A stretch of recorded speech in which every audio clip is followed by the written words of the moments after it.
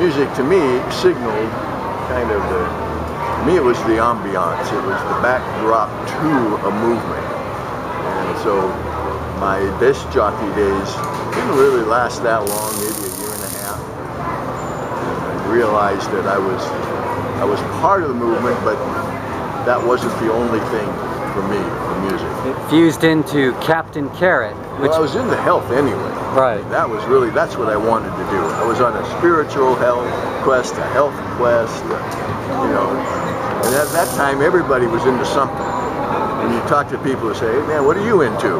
You know, and it was no big deal whether you're into natural foods or into a commune or into music, whatever. Everyone just acknowledged that there was a lot going on. And that suited me fine. What was amazing is that you kind of were ahead of the whole organic movement in a sense, because you were talking about this back in the late 60s, and really the organic movement, it's only been in the past decade that it really skyrocketed into popularity. Well, the seeds were sown then, with myself and a lot of other people. A lot of the people in the herbal movement today and positions of authority, as it were just people, you know, fledgling herbalists starting out, trying to figure out what was going on. We had an idea what we thought was right, but there was really not much to back it up other than our intrinsic gut feeling that this was the right thing to do. My first sponsor on KZAP was the Sacramento Real Food Company, which was the harbinger, again, of this whole natural movement, as opposed to a, quote, health store, which at the time just sold vitamins. And a natural food store where they say, we want to get back to the land. We want to find out what's going on. You know, where's our food coming from? What are we going to do about this stuff? So it was kind of a concomitant move. And it's that thing that you're talking about that's led to stuff like, you know, Whole Foods or Sprouts, you know, where now everybody's kind of into it. It's really interesting, you know. It's just part of what is. Do you think it's because people got so tired of all the synthetic stuff in the world and all the political nonsense and everything that just isn't real, that people wanted to get back to the real world? Well, that's definitely, that was the emphasis in the beginning. That was the impetus. They wanted to get rid of all that other stuff. They wanted to find what was, quote, natural, organic, Earth Day, whatever you happen, you know. It was still being defined at that time. But I had the platform at KZAP. I mean, I started in music, but then I came back, and that's where I think it was Captain Carot's fantasy, what was it called? The Organic Times. Organic Times. You know, and we would do a show every day. Now, not too many stations would interrupt a half hour of music, you know, to bring someone talking about health, but it was because that was part of the ambiance of the age, part of KZAP's appeal, is, you know, its reach at the time. Would you figure out ways to actually turn song titles into stories that went along with health food? No. Dennis Newhall did that. Okay. Newhall would interview me, and every day after I got to talking, he'd try to find music that had something to do with it. And believe me, when you're somehow got onto things about intestinal cleaning, whatever we would get into, somehow Dennis would try to find music that would go with it. So that was always his big challenge, and he was early up to it. You could always play classical music or instrumental and just say that's the soundtrack to what you're talking about. Whatever I did, he found it. That's all I could say. He found it. That went on for some time. I'd do 15 minutes of talk, and then I'd open the phones. And I never, ever remember, we never had a screener, I never had a really bad call, and there was always people responding. I just take it on faith that when I gave out the number, somebody would call, and they did.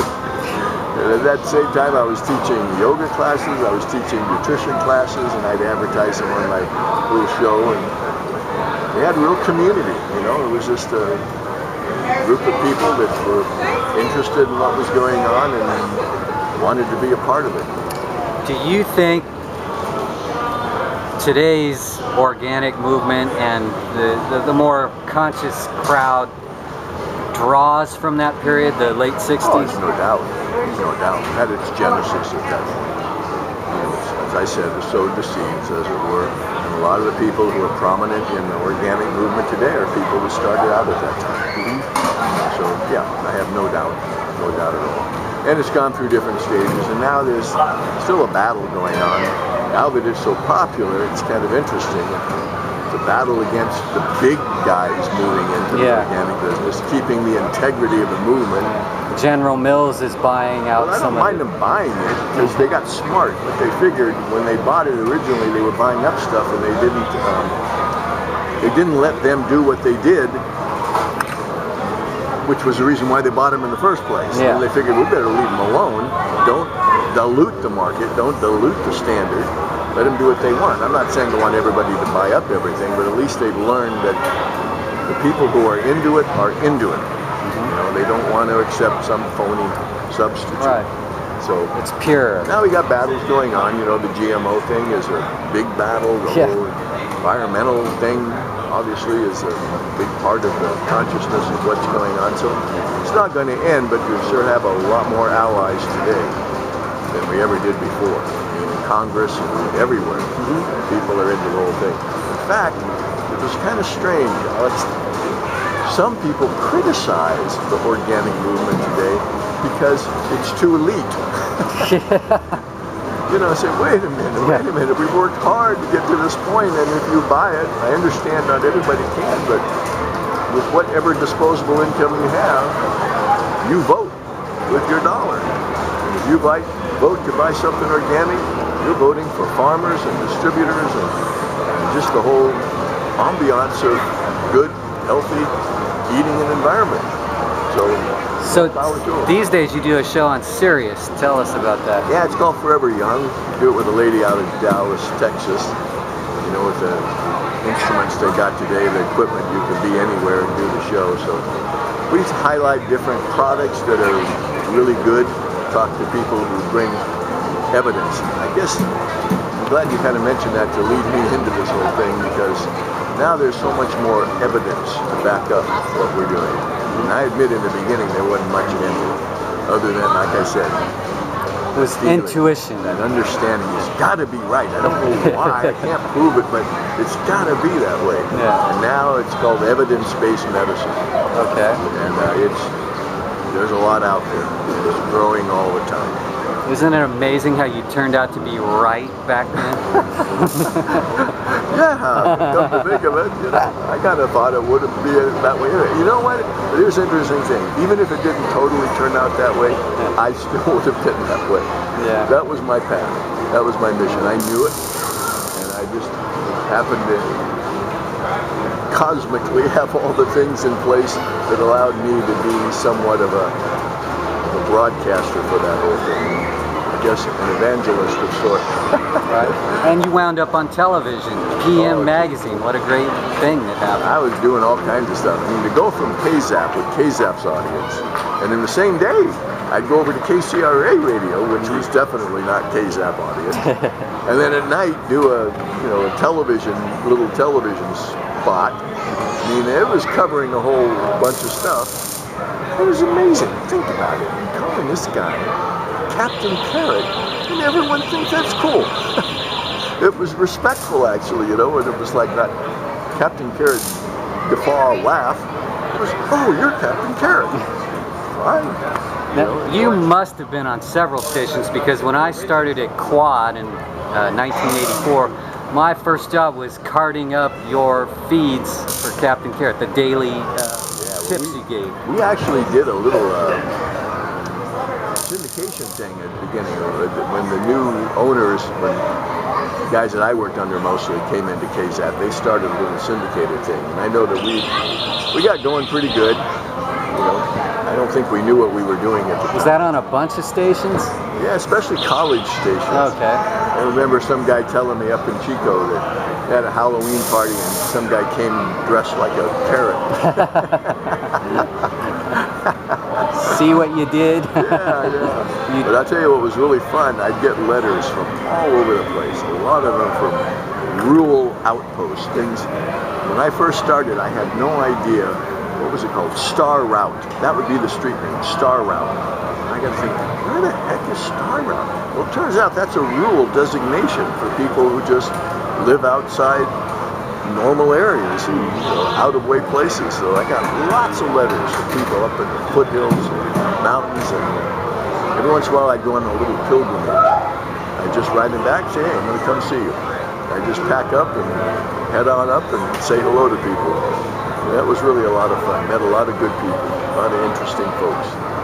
Well, you shared a lot of great knowledge, and it's helped change my life. I used to be a junk food junkie, but I'd say now I'm 75%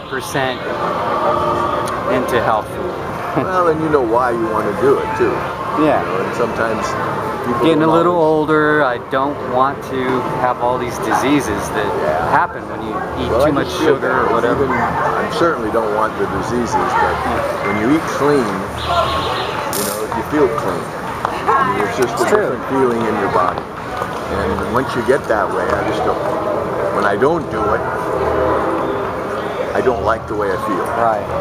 Just There's the a way it is. sluggish feeling if you don't keep it up, right? I mean, And it's pretty deceptive, Every once in a while I go back and I try to relive old memories, but I thought things tasted like.